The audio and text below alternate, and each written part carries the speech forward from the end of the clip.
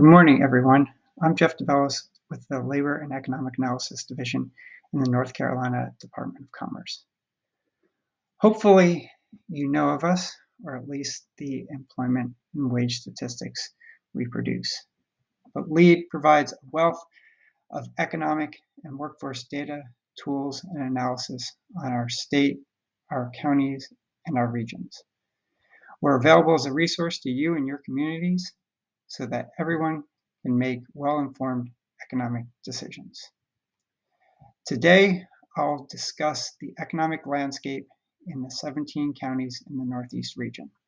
I'll cover the current labor market conditions, what this means for employers and job seekers, and opportunities going forward. So let's start with some basic questions about the labor market. Has the region recovered all the jobs lost from the pandemic? In short, the answer is yes. As of the second quarter of last year, the Northeast has added about 750 more jobs than previously before the pandemic. However, the recovery is uneven. Just under half of the counties have fully regained lost jobs, with losses remaining among the smaller counties. Are the people who want to work working? Again, regionally, the unemployment rate shows a mostly positive story. It was 3.8% in December 2023, down 0.3 points from December 2019. This is the lowest December unemployment rate in over 30 years. However, two counties, Martin and Hertford, actually had slightly lower unemployment rates in 2019, so progress remains somewhat uneven. Is the region continuing to add jobs? Here, the story gets a little more complicated. On the one hand, employers have lots of jobs left to fill, far more than before times. This huge spike in job openings is really important in understanding what's happened with the economy and inflation in recent years.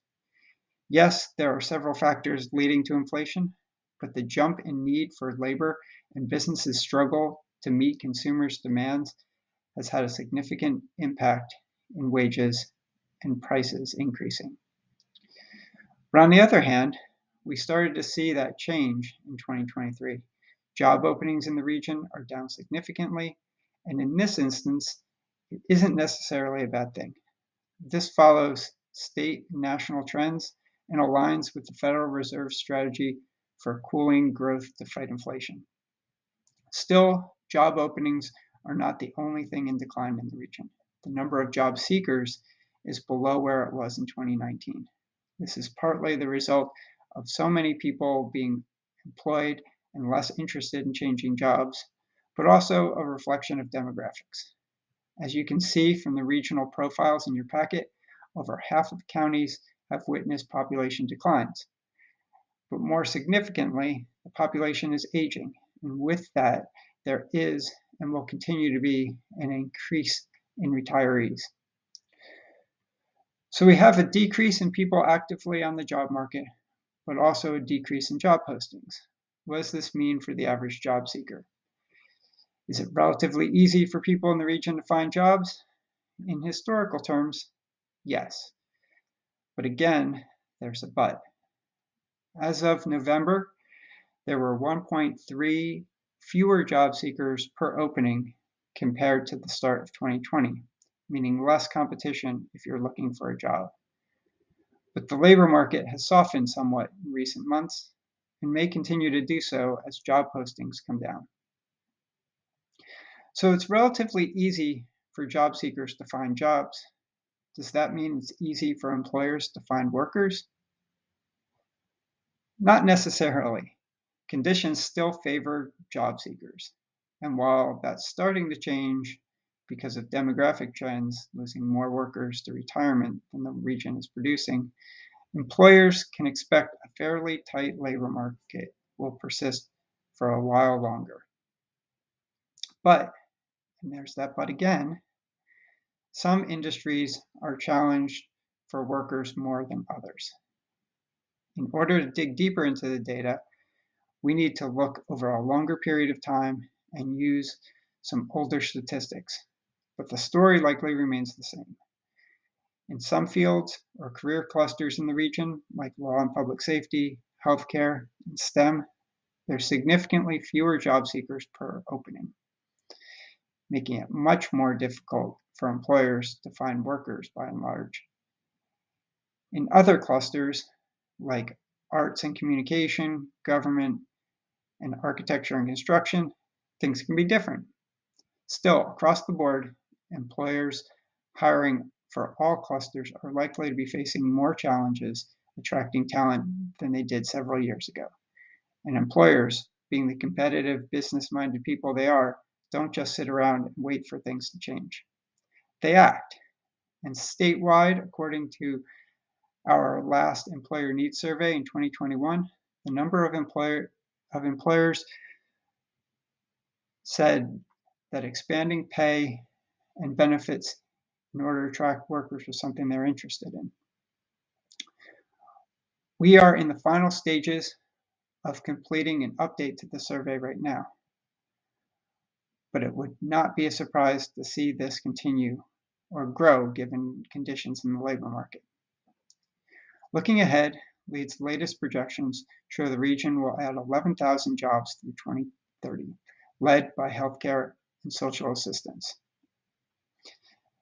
That doesn't include recent major economic development announcements from companies like Hermes Marine, Vero Beach Farms, and Compute North, who are joining the region's top employers.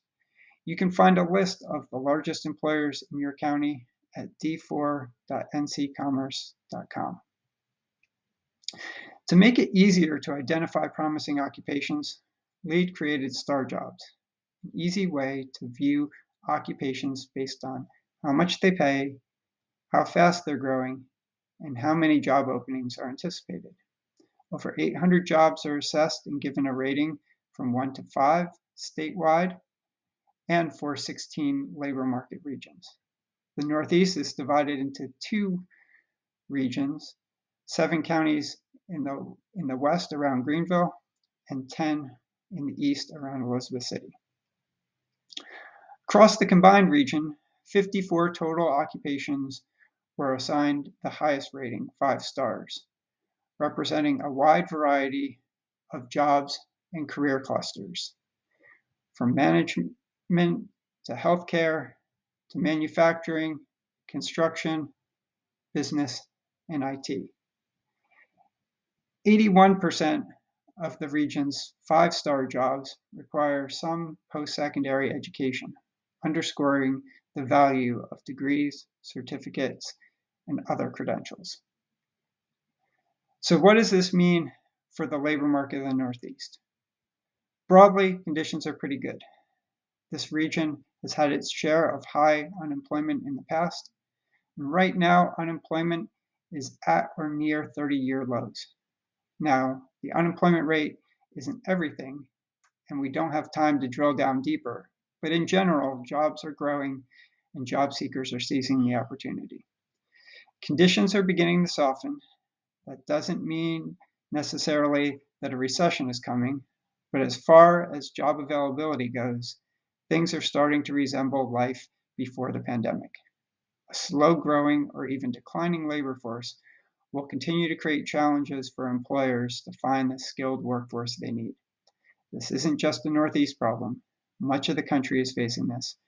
But because the region has so many older workers, this is and will create workforce challenges for the foreseeable future. Now, there are good jobs out there, and we're optimistic about their growth. But in order to get them and to enable employers to create more of them that will be high growing and have high wages, workers must be well educated and skilled. Fortunately, you all are very well equipped to help. First, not everyone is employed or confident enough in their job prospects to be looking. Recent data on detailed unemployment rates by things like race, age, and disability at the county level are lacking. But we know from national data there's been improvements in unemployment for populations that have historically and consistently struggled to find jobs. People like black and brown workers, youth, disabled, and justice involved. And we suspect the same has happened here in this region. But it's still higher than it should be, and there's more work to do. This won't solve the demographic problem, but it will help find work for those who have been marginalized in the past. It'll help employers a little and help the lives of those individuals a lot. We can work together to better align employers' needs with our education and training systems.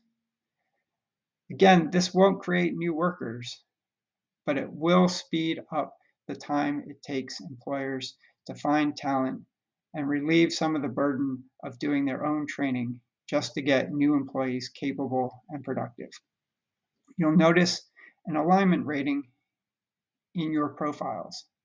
For this region, it's 85%, with a perfect alignment being 100%.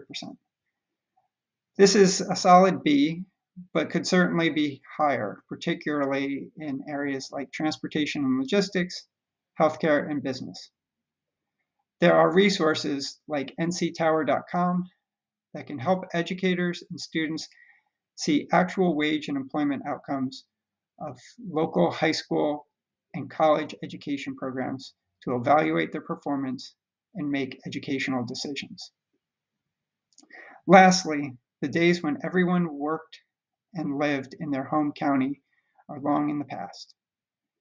Pitt and Dare counties had the majority of its private working residents working from their home county. Hybrid work is certainly playing a role, but this trend has been growing for 20 years. Nearly 2 out of every 3 private sector workers in the region commuted out of county in 2021. In 2002, 2/3 worked locally. So it's imperative that those in workforce, education, economic development, and business think and work regionally, helping job seekers find work and employers find employees beyond their county border. Hopefully you all are familiar with nccareers.org, the state's career information system, which can help students and job seekers explore occupations and the job market to find employment and education that matches their interests, skills, and career goals. If you're interested in learning more about the local and regional economy, LEAD promotes all of our data, dashboards, and tools and publications at analytics.nccommerce.com. From there, you can also access our LEAD feed blog and sign up for our newsletters. My colleagues and I in LEAD are here to support you in your efforts to advance education, workforce, and business conditions in the Northeast. Please reach out if there's anything we can do to help. Thank you.